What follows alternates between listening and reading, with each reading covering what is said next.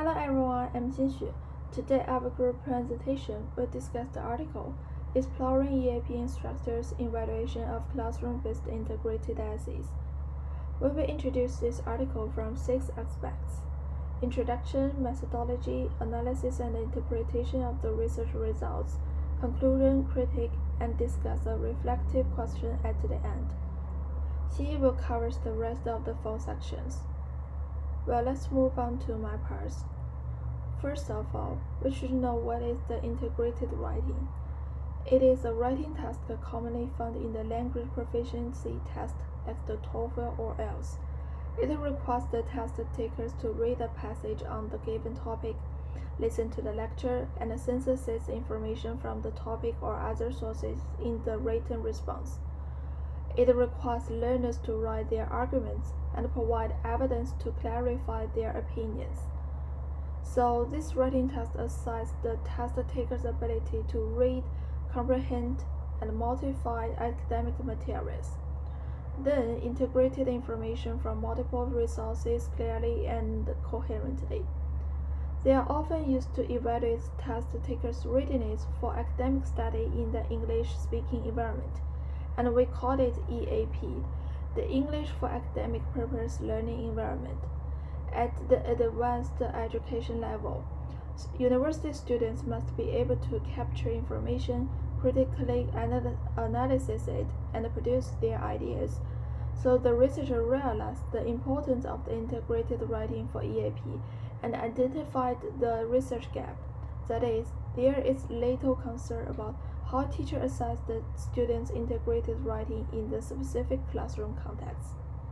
In fact, the teachers often focus on the subconstructs of the introducing and reconstructing source information, which can provide information for writing improvement. However, the teachers often ignore the linguistic features of writing in the assessment process. Therefore, to enhance the quality of the future EAP teachers' assessment of the integrated writing and develop the learners' writing skills, the researcher will explore the following 2 questions. What are the most effective methods for evaluating integrated writing in the EAP classes? Second, how can the EAP teachers use the assessment to enhance the learners' writing skills in the integrated writing tasks? By studying the relationship between the teacher's evaluation range and the learner's source use, the study's results can be used to improve the quality of the learner's integrated writing in the future, such as learners may produce more critical content and less linguistic errors.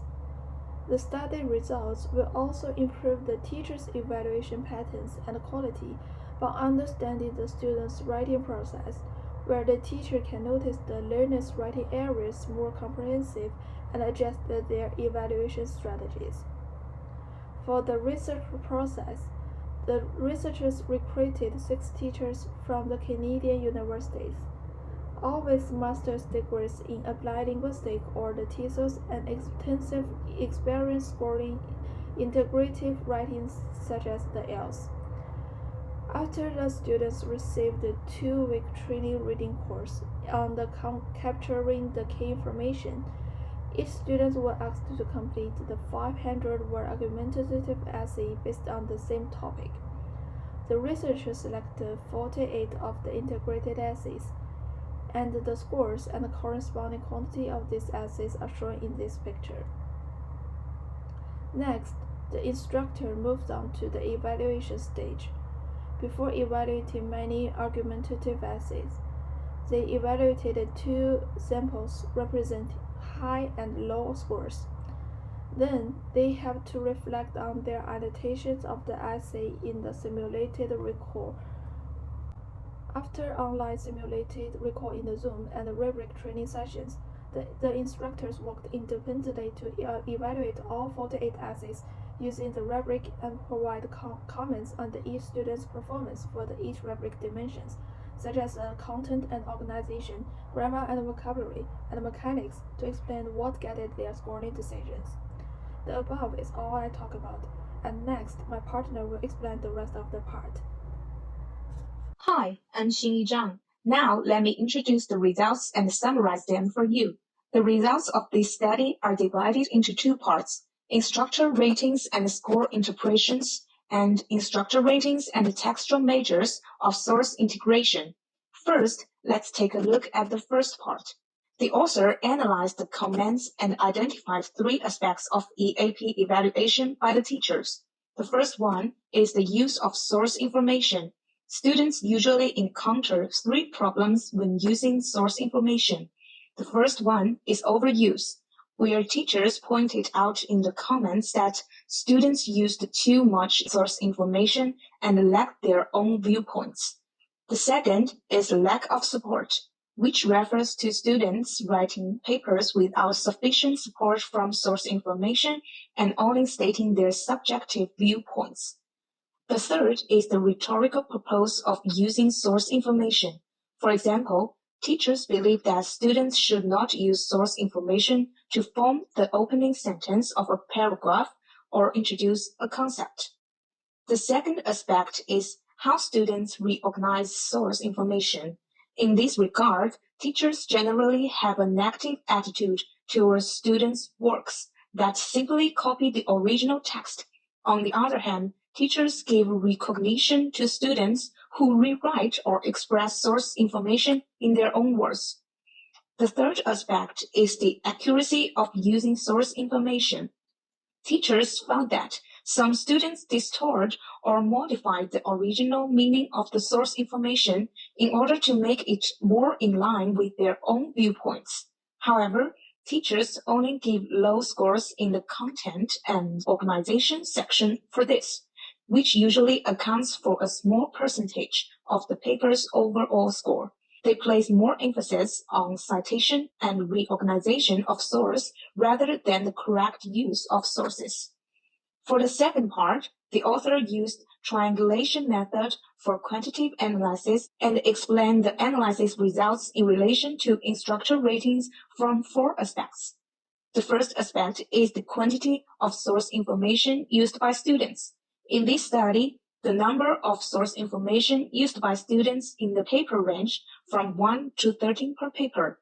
Based on the standard deviation, it was found that some students still rely too much on the use of source information. In this analysis of the correlation with instructor ratings, a negative correlation was found, which indicates that instructors hold a negative attitude towards this situation.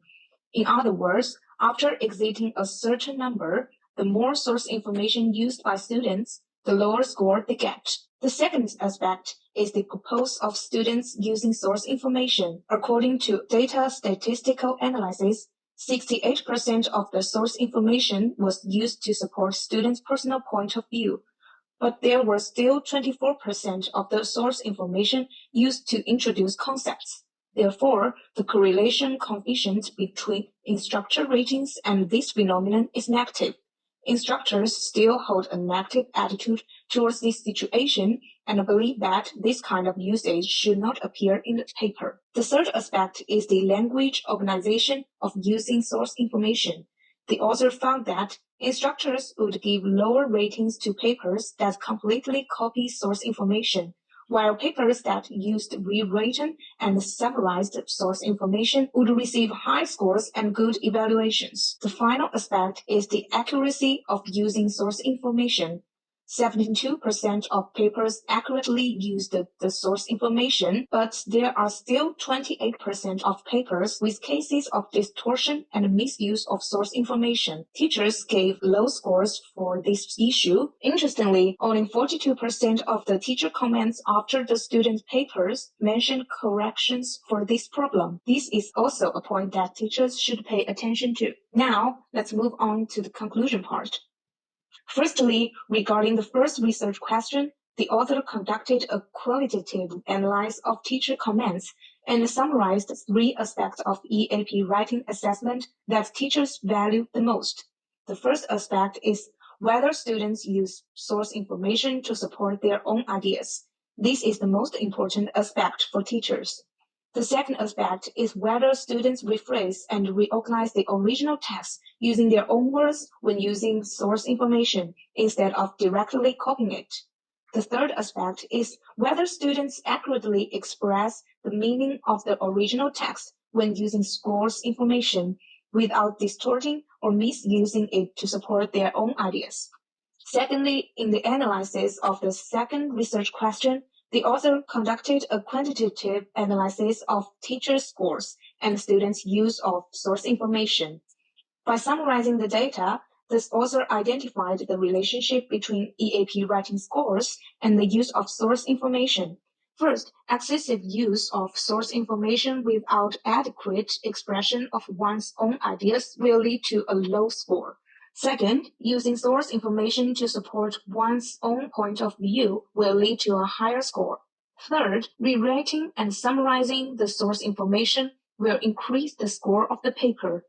Fourth, accurate use of appropriate source information in the paper will lead a higher score. In addition, this study provides some effective recommendations for teaching practices. The results of this study show that teachers' perspectives play a very important role in improving assessment, and the test developers need to value teachers' opinions when designing tests. Furthermore, this study pointed out the neglect of the accurate use of source information in the scoring process. So test developers need to pay attention to the rules of source information use and improve this in the evaluation criteria. Finally, for academic writing teaching, this study emphasized the importance of personal viewpoints and language reorganization. And language teachers need to help students deeply understand this during the teaching process. For example, teachers can use some sample essays to explain and demonstrate to students what is the correct use of source information. Despite its significant implications for EAP writing assessment, this study still has 3 limitations. First, the study was conducted in a university writing class, which was limited by the teaching mode and the evaluate subjects. Therefore, future study could consider expanding to other classes, such as bridging courses and language classes. Second, the evaluation mode also has limitations. In this study, students were given a long time to complete the evaluation, and there was no limit on the number of source information used. Future study could consider adding time limits and other conditions to explore students' use of source information under different circumstances. Finally, this study invited language teachers from Canada, whose cultural background and teaching philosophy were almost the same, which limits the generalizability of the results regarding EAP writing assessment. Therefore, future research could invite teachers with different cultural backgrounds and levels of experience to participate to obtain more convincing results. Finally, I'll give a brief critique to this study.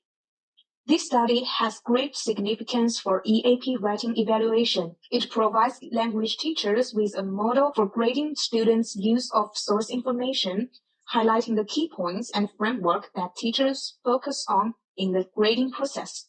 Secondly, it uses a combined qualitative and quantitative research method, providing sufficient and reasonable data analysis for the research results. In addition, it also provides effective suggestion for language teaching and test development, helping language teachers identify the focus of EAP teaching. However, I also address 2 weaknesses of this study. Firstly, this study ignores the influence of students' background. The participants in this study were university students in Canada taking a comprehensive writing course, and the researchers didn't take into account how differences in students' levels and cultural backgrounds could affect their written papers and use of source information. Secondly, this study relies too heavily on comments and interview reports of teachers without considering the subjective nature and potential biases of teachers that could influence their evaluations. That's all for today. Thanks for your watching. Now, let's start the discussion part.